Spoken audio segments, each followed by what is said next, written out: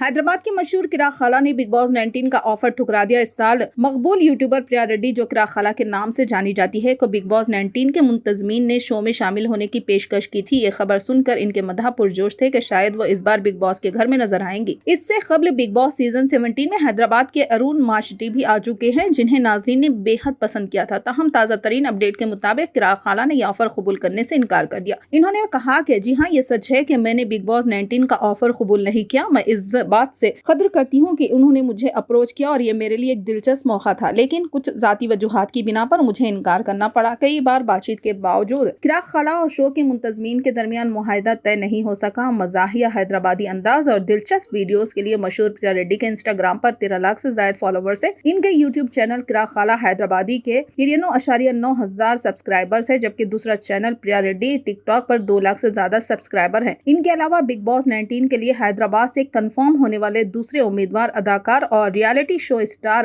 بصیر علی یعنی بصیر باب ہے۔ نیا سیزن 24 اگست سے شروع ہوگا۔